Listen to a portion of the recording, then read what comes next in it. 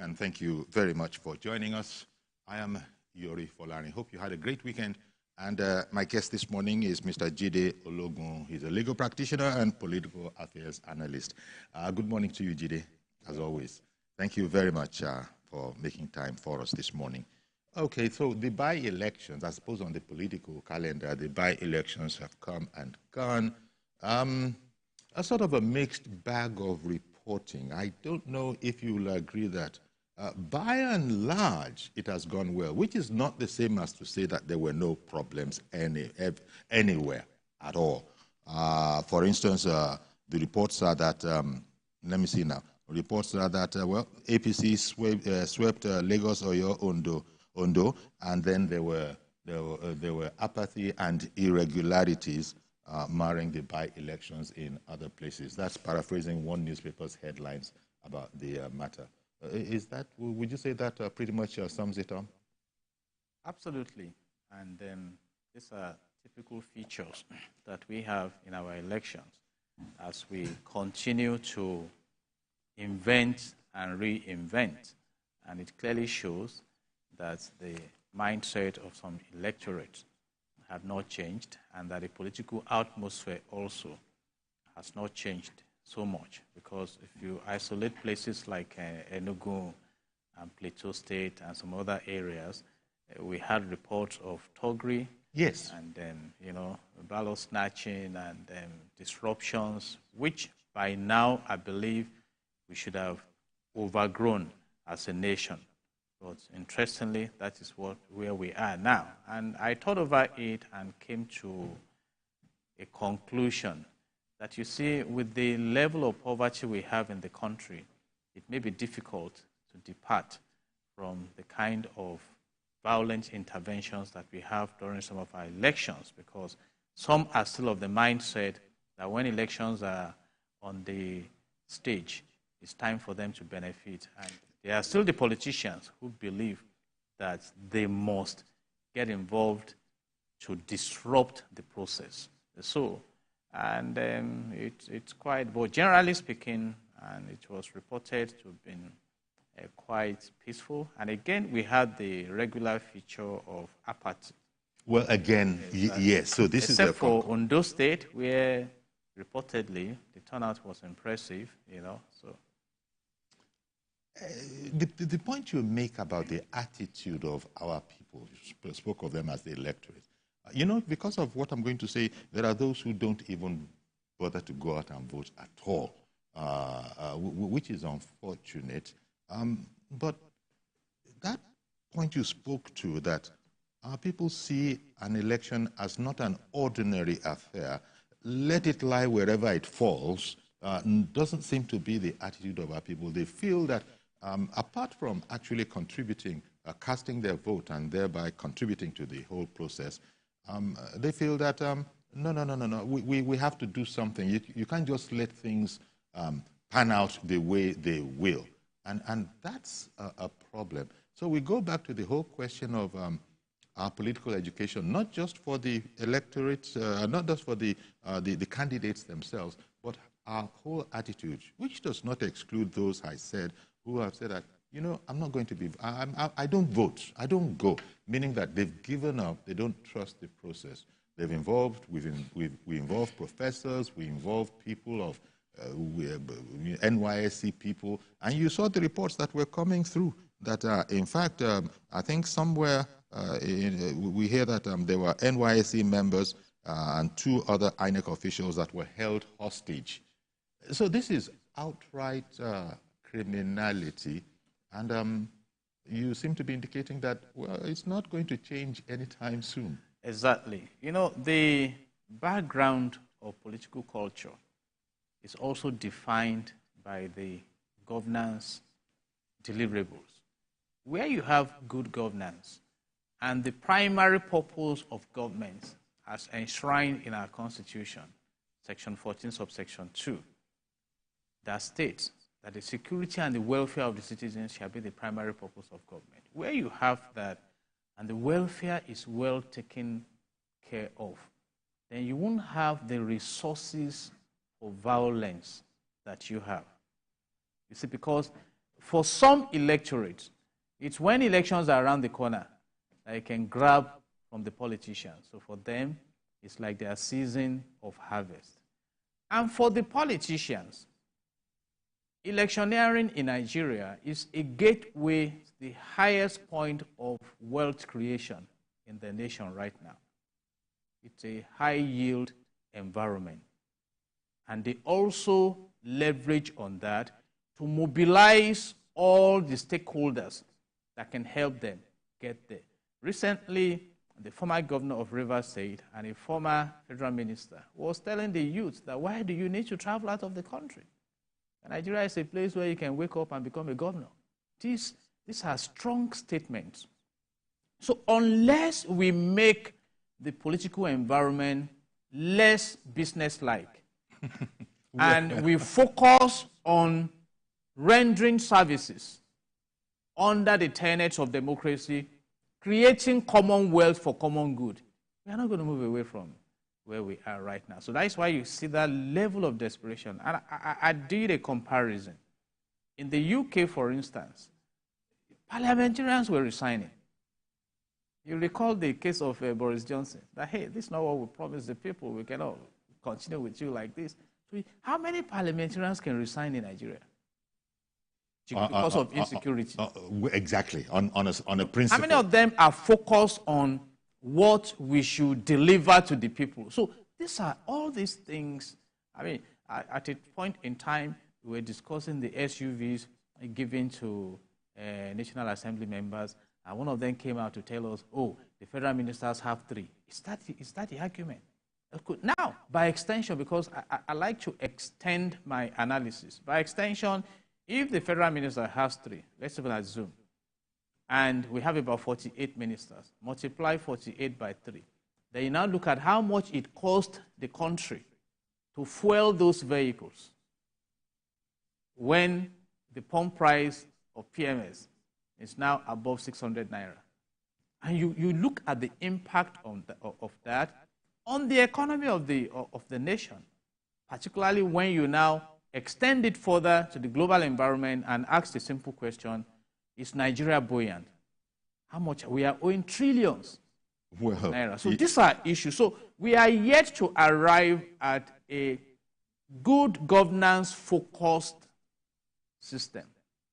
And I think that should be the attention that we should be drawing now as a nation. And that is when we can begin to now start dealing with violence during elections and all the desperations. And those are my humble submissions for now on that. For now, you know, when you look at the ruling party, the APC, I just cited at the beginning of the program that they seem to have swept in the Southwest. They swept the elections in the Southwest. And you spoke about the state of our economy, the condition of our economy, and how buoyant we are or not. And I noted that you also spoke about resources for violence and misbehavior. I was a bit intrigued at that contradiction about having the resources for those kind of things, when in terms of resources, we're not in a very good shape now. Not at all. Any way you look at it, although what we're hearing is that this is the way it's supposed to go, much to the despair and perhaps disdain of opposition party, that what do you mean it's going to get worse before it gets better? That's not what we elected you for. And I really, it's hard to grab hold of this because, of course, the opposition will also fire back. I mean, sorry, not the opposition. The ruling party and supporters will fire back that what is going on now, it can be traced to the removal of fuel subsidy. And every candidate, bar none, promised to do exactly what the leader, President Bola Ahmed Tinubu has done. So any way you look at it, we would have been in this fix if, you know, since the conditions are different. So it goes back to, I don't know, not having, and by the way, the ruling party leads with the banner of renewed hope. I don't know if any, right now people aren't feeling that renewal of hope, to talk less of the by-elections that have come, gone now, and we still have problems. because people are seeing it very much in the terms you described at the beginning as, aha, now's my time for profit, now's my time for gain. Not, now's my time to go out there, look at the facts, and work according to the facts, do what is best and what is necessary for the country, as opposed to rumors and conjectures as to what is going on. Great concern. And, you know, the scripture says that if the foundation be destroyed, what can the righteous do? And that is even talking of the righteous, not the wicked. So the righteous, we have to struggle. We have a foundational problem in Nigeria. And many have argued against it. If you read section 15, subsection 5 of the Nigerian Constitution 1999 as amended, it states clearly that the state shall abolish corrupt practices and abuse of office. And those are the major problems. And until we begin to deal with that. Okay, because I wanted to wait for you to see what you meant by foundational problems. Exactly. Now I get where you're going. And so we are talking about fuel subsidy removal. How many culprits of the fuel subsidy scam have been brought to justice? In industrial psychology, you talk about reinforcement theory, which means if there is something you should prevent at level A and you don't prevent it, by the time it gets to level P, you are dealing with a mega problem because you are reinforcing it. And I pray for President Asiwaju Bola Ahmed Tinubu that he will succeed. But let me say this secret, and I can be quoted globally. Unless he starts dealing with the cabal in this nation, his government will be frustrated. My name is Jide Ologun. Last week we were discussing EFCC coming out to say 7 billion naira was traced to a religious body, to a nameless religious body. So we just hear about it. And Dubai identified 6 sponsors of Boko Haram, jailed all 6, 2 to life imprisonment, 4 to 10 years. And we are here still. We even told the world that we have identified 400. And these are the issues. So it's not about the removal of the fuel subsidy. It's because there are no consequences for crime in Nigeria. And why? And people will continue to commit that crime to frustrate the government. This morning, sir, my heart was so heavy for Nigeria. And I sat down and I got some revelations. While some of us are here speaking English, advocating for good governance in Nigeria, some wicked people are busy spending their resources on how to frustrate the system and impoverish the nation. And that is what they do full time. The oil thieves. You know, we are quick to bring up nomenclature, religion, ethnicity. I've asked this question, no one has answered me. The oil thieves in this country, don't they have religions? Are they from the moon or Pluto? Don't they have ethnic alignment? So these are issues of our time. So our problems are foundational. Early 70s, General Gowon retired. The then military head of state came out to say that Nigeria's problem was not money, but how to spend the money. In this country, NNPC came out to tell us they spent 100 billion naira on turnaround of moribund refineries. At the time, it was 0 remittance to federation accounts. And we are still talking of fuel subsidy removal. Who has been, at the time, Uncle Yori, in this country, some guys imported adulterated fuel. Who are they? Where are they? And they are still within the system. The former president of Nigeria, Dr. Goodluck Ebele Jonathan, was bold to declare that he has them in his government. And I'm saying now, in fact, the former governor of Kaduna State, El Rufai, came out to say, we know these bandits. We communicate with them. In fact, a major non-state actor, prominent Nigerian, went to their enclave, took photographs with them, parading their ammunition. You see, and you see, there are 3 levels of madness in life. The first level is to know your problem, know the solution, and just be playing around. All right, so let me leave it at that level to save time. So I think there is a governance madness that is plaguing Nigeria.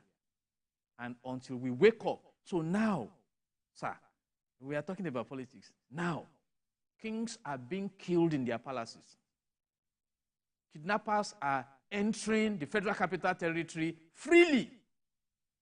I mean, we are in serious problem. In fact, I wish we are not discussing election today. Yes. In fact, and why all of this is coming to the fore as we are discussing the reruns and by-elections is really looking at it from the point of view of when the original elections, the substantive elections were conducted, pretty much this was what we had on ground. And then we've seen how we've continued our governance with that. And now that the reruns, the by-elections have come, we're still talking about these very matters. So it doesn't really look as if we can really expect much difference as a result of, the results of these rerun elections. You talk about the fundamental problem, and I will sort of summarize it as, look, very much the way you did. But then we hear that, well, it's always easier from the outside. Before you actually enter into the governance hall, you know what to do, and indeed how to do it. But it looks that even the ruling APC has come up against that jam of, well, now we're in there.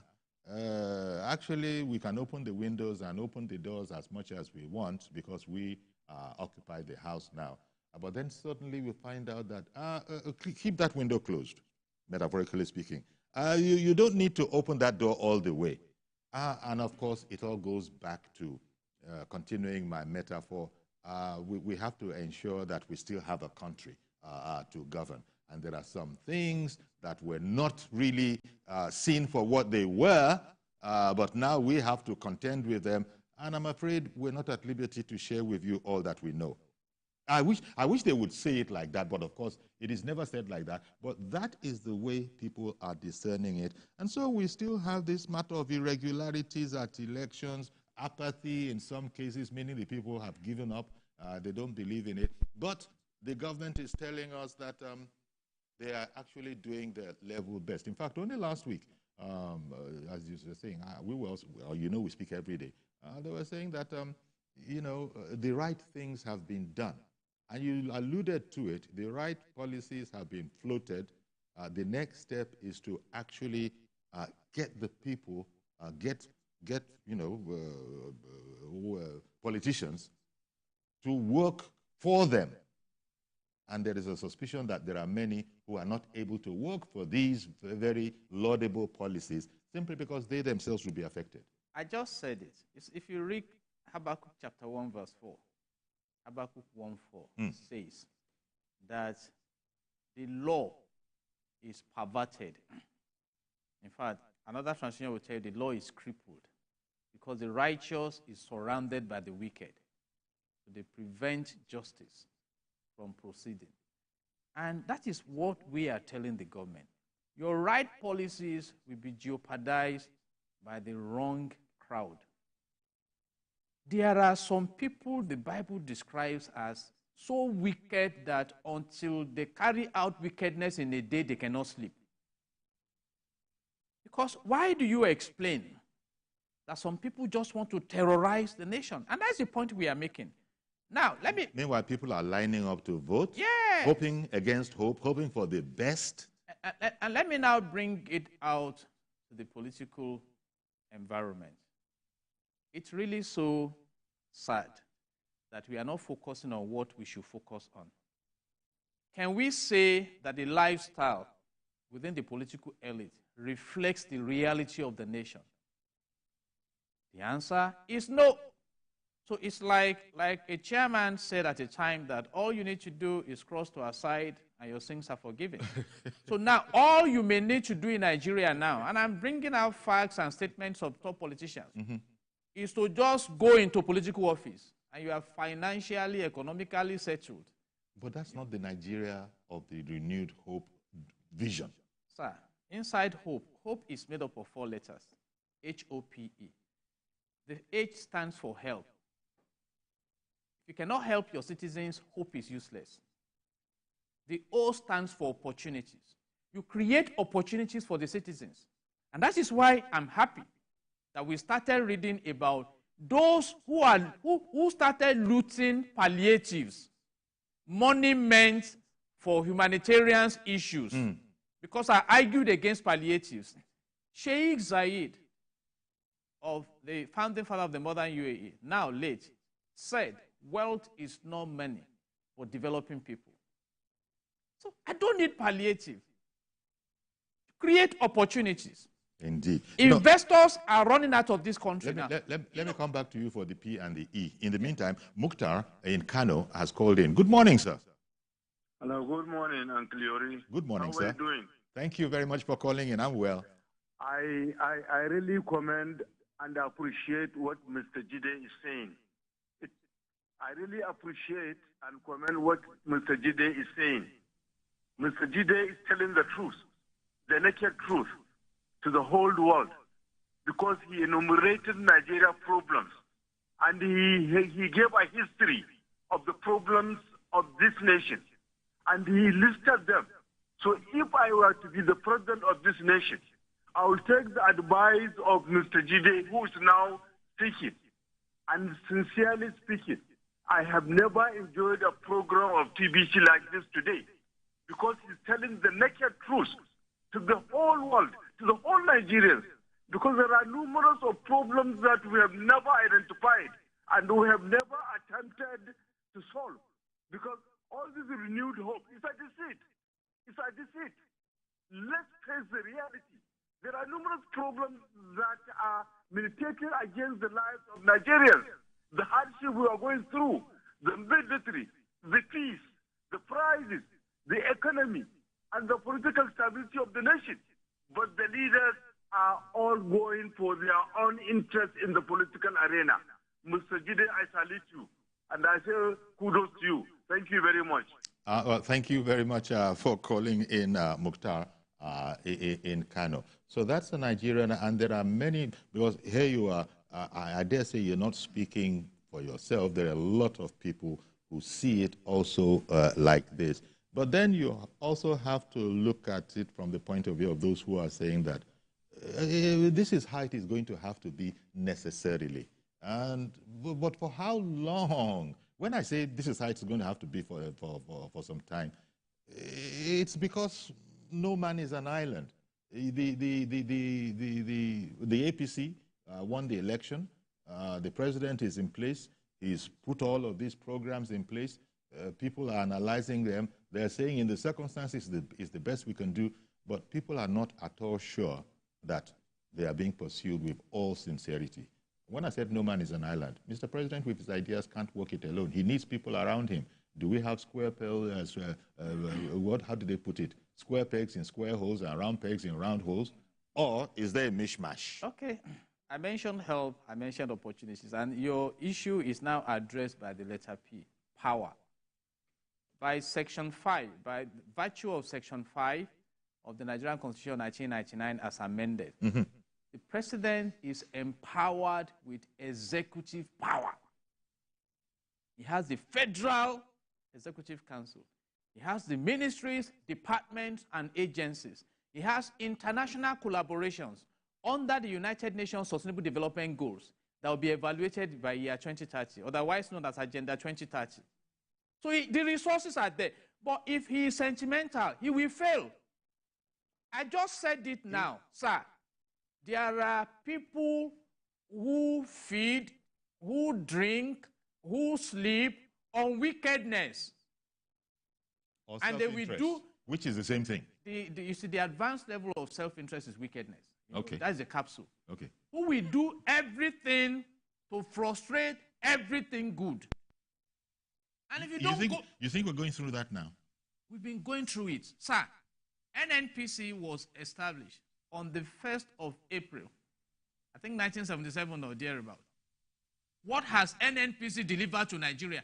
Can people come out to say they have not made trillions of naira? from NNPC that should generate Commonwealth for Nigeria. I'm sad. These are issues. A federal minister came out recently. Maybe this matter has not been burning people in their hearts, to tell us powerful people are behind illegal mining. Okay, let's take a break now. We'll be right back. Stay with us, please. We'll look at the situation of our country, trying to juxtapose it against the recent by-elections and the reruns, and whether there's going to be a sort of a fillip, any sort of a push for the right things to be done. Stay with us. We'll be right back.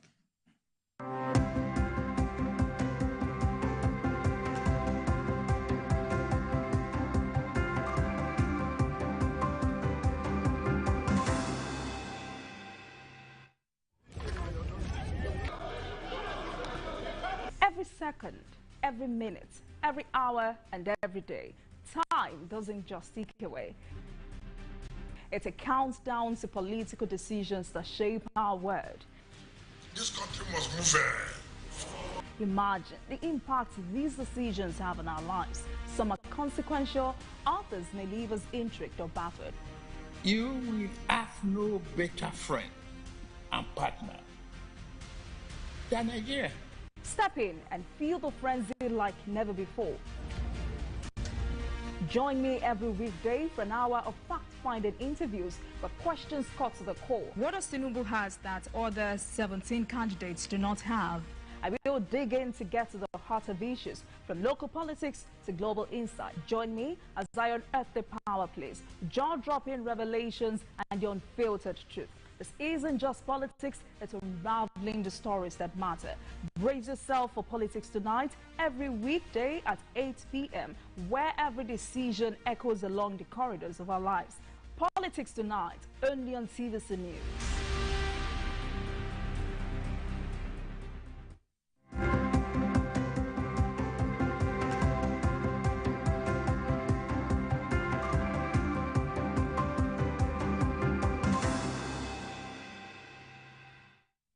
Okay, welcome back, and thank you very much for staying with us and for joining us. If you've just arrived, my guest is Mr. Jide Ologun, Political Affairs Analyst, and he's been quite forthright and indeed stern on the point of nothing is going to change apart from, unless we change the way our mentality in the country. Before I go further, let me bring in Prince Balogun in Akute, who has called in. Good morning, Prince. Yeah, good morning, sir. Our big daddy. Thank you very much for calling in. Good morning to Pastor Jide Ologun. Okay. Thank you. Yeah, yes. Actually, we pray to Almighty God to be bringing people like Pastor Ologun up to speak for us.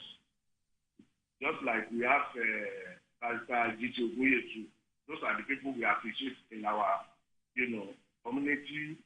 They give us hope, and and God will continue to, strengthen them. Yeah, the situation on ground now is very critical.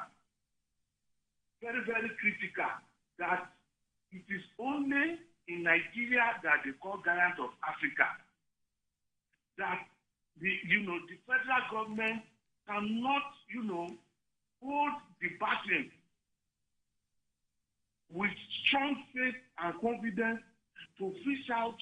Sir, this is one of the major things, our president, used to campaign for us. Even with the VP, as a northerner, that they will get all these, terrorists. It's like they are going to punish them even for the first month of being in the office.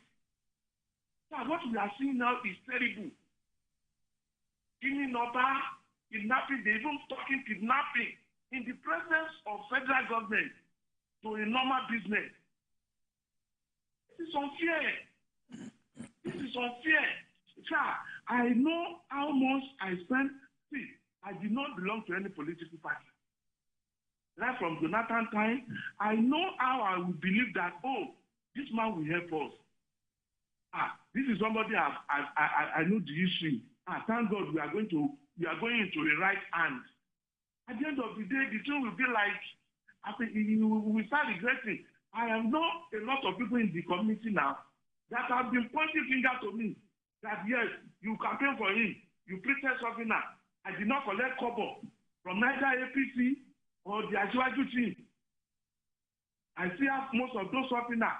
I convince people that this man did this in Lagos. He has everything. He's an economist. He's this, is that. So what are we seeing now? This cannot continue like this. It cannot continue. Barrister Ologun have just nailed the point on the head, blankly. Yeah. Yeah. Well, thank you very much for calling in, Prince Balogun from Akute. Sort of reviewing, as it were, the recent elections, by-elections and rerun elections, where, from the Nigerian point of view, it sort of went, okay, especially when you look at the positive headline of APC sweeping the Southwest. There are other elections, there are other situations, other states where elections had to be sort of cancelled. We heard of robberies, missing ballot boxes. So it's a mixture, and all of this we were looking at. Was anybody really expecting anything to be much different? And that's where we began to talk about what do even the parties stand for. Do we expect that some of these people that are coming in selflessly and indeed will rock the boat in a positive way? Can you really look forward to that? Or, as Nigerians might be suspecting, they just have seen that, they have now joined the winning team. And the winning team, you made a distinction between self-interest and the advanced version of that being wickedness. Political, I don't know, wickedness is wickedness, meaning that wickedness is just doing harm to the people. Do you really think that anybody, to zero in on your word wickedness, do you think that anybody actually wants to cause harm to their fellow human being, their fellow compatriot? That would be wickedness. Can one go as far as that? Might one not be accused of emotionalism?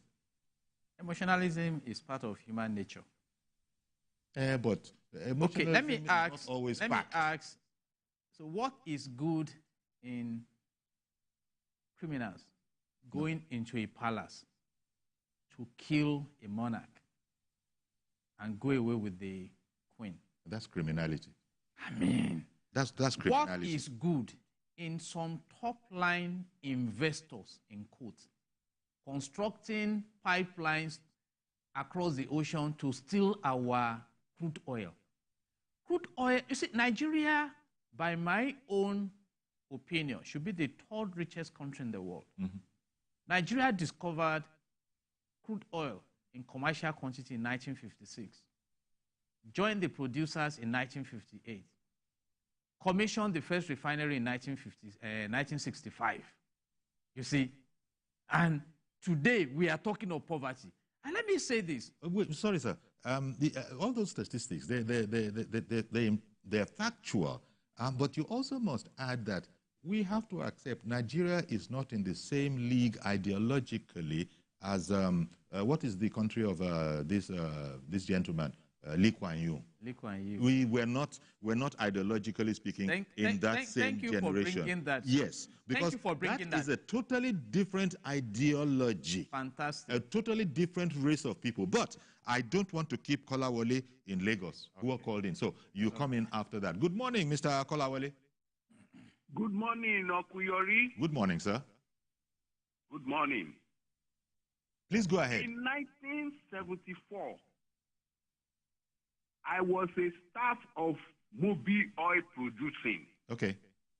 Mobil Oil Producing, I kept the record of unproductive crude oil well. I was in charge. That crude oil unproductive, I will send it to the federal government as a strategic reserve crude oil. When crude oil is produced into various components, 9 products will come out of it. Besides fuel, kerosene is 3 types that will come out of it. The one for aviation, the one for domestic use, and the one we use in our depot to clean oil, grease spillage in our depot. That kerosene was the one they were siphoning out some years ago, that you have kerosene explosion. From crude oil, petroleum jelly, I've told you now, 9 products. Yes. From the refuel. The government are not telling us the truth. But I know that our president will do well, because the man he has appointed now, Payo Sakire was our director then. So NNPC will not take us back to the old age. All the lies they have been telling us, the man will point it out to them. So, and everything will be corrected. So you see hope. You see hope. Yes, there is hope. In the gloomy horizon. There is hope on that. Thank you very much, Mr. Kolawole, for calling in. I appreciate your call. Is the best in the world. It doesn't have sulfur. Okay. Yes. US oil has sulfur. Yes. UK oil has sulfur. Before you refine it, you will remove all the sulfur. Nigeria oil, you will not remove any sulfur. Why are they not telling us the truth? Okay. Please let them tell the country the truth, and let us. Thank you very much for calling in, Mr. Kolawole, in Lagos. I was saying that, well, Lee Kuan Yew, everybody knows, or if they care to find out, they can know that the attitude, the ideological attitude to politics over there is entirely different. Was it an overarching ambition to hope that we might begin to approximate something like that? By the way, we're mentioning these things in the context of the recent by-elections and reruns that we had, and not giving very much cheer, really. Okay, I give you 110% for prompting this, Lee Kuan Yew. I've spoken about help, opportunities, power, and the E is excellence. Okay. See, Singapore left Malaysia in 1965 with various challenges and little resources, but with vision, excellent vision. And discipline. Yeah, you see, discipline is what upholds your vision towards the destination, because vision is the destination you are aiming at. And the mission is, how do you get there? That's where ideology comes in. Do you know that Lee Kuan Yew came to Nigeria, visited some other leaders around the world, when he caught that vision of developing that little coastal region to an earthly paradise?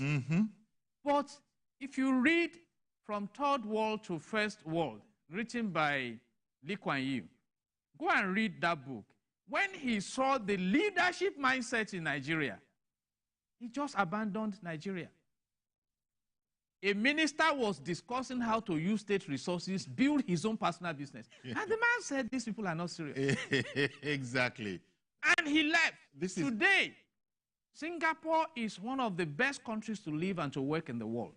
As an HR practitioner, I study Singapore in how they are emerging in managing HR. You see, the man was pragmatic, zero tolerance, and I mean that, for corruption. That is it. He studied the successful template around the world and enhanced those templates. I was able to inspire his people to follow him in this vision you know what, of zero tolerance. In nations' wealth that has been management, nations' wealth management, you look at the wealth you have in terms of resources, no matter how little.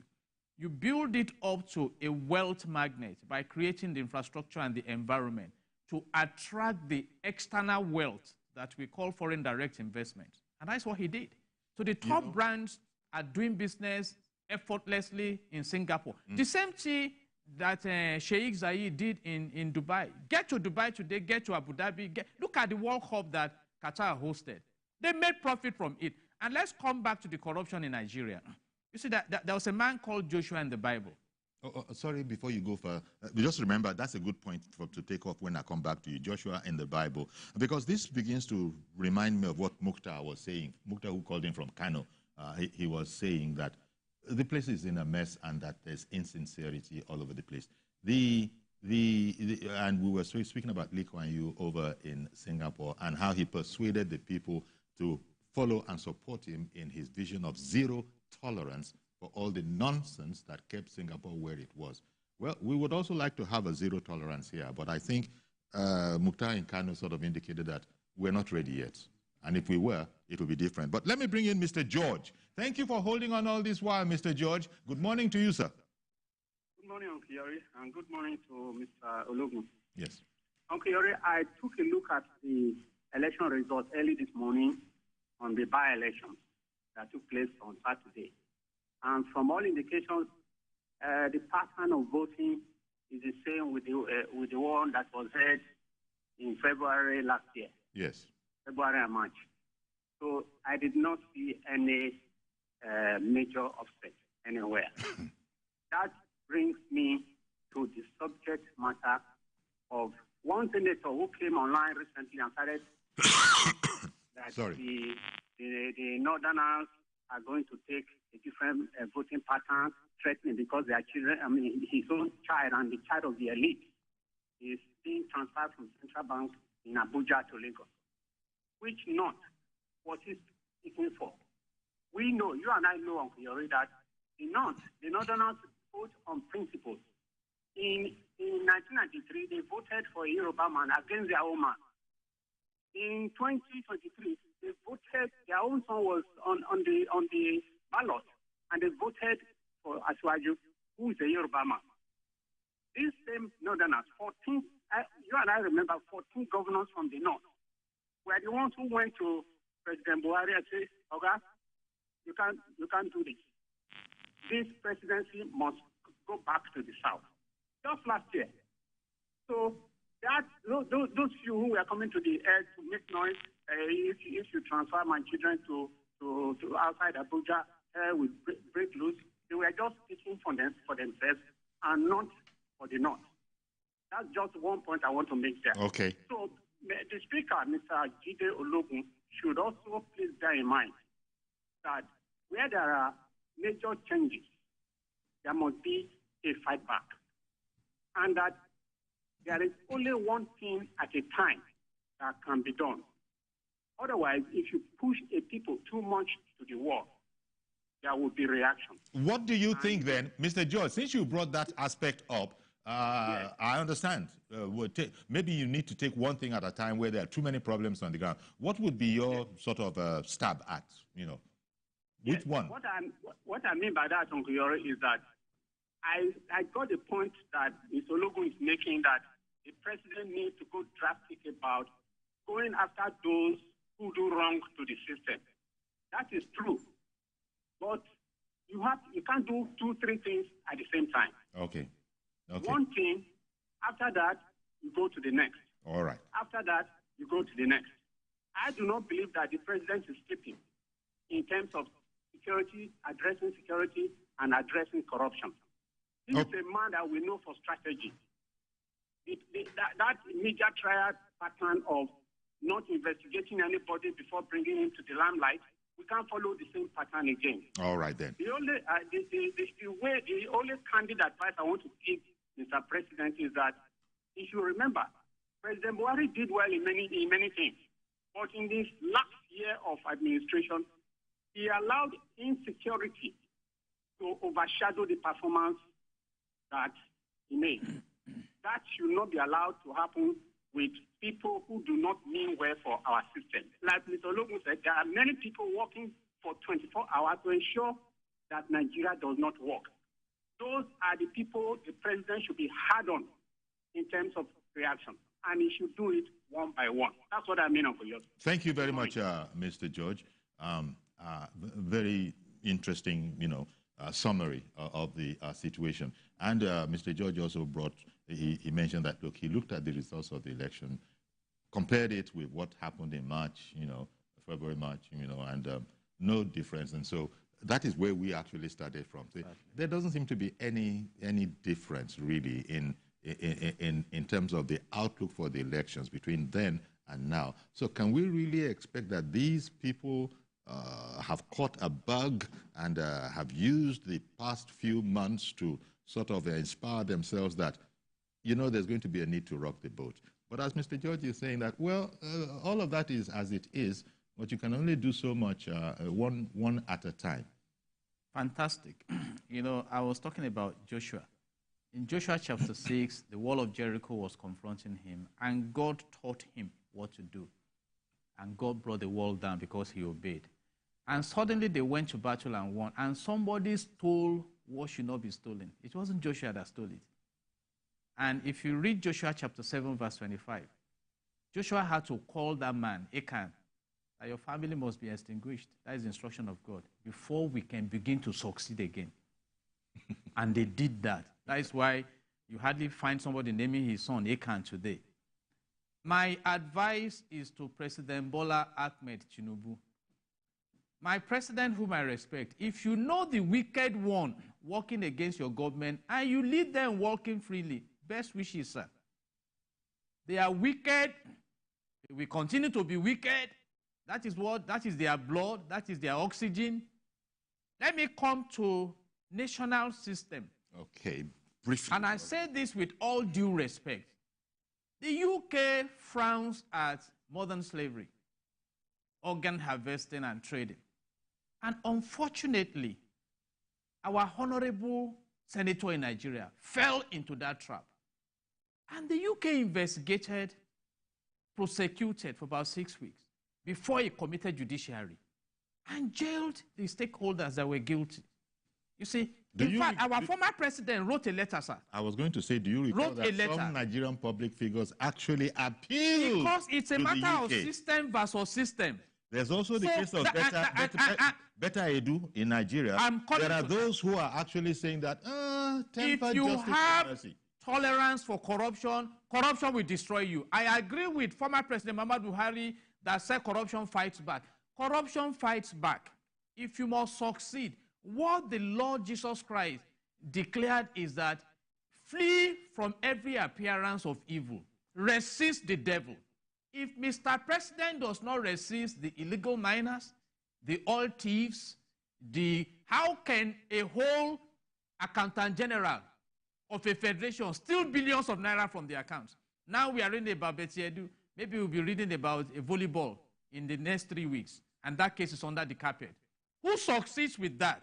If there are no consequences, you are grooming crime. And when crime becomes a giant, it becomes difficult to tame it. You elders said, and I believe it, that you only tame an Iroko tree when it is young. If it becomes old, you will have to pour libation and make different kinds of sacrifices. But in these days of technology, you can hire a submarine weapon to blow up the Iroko.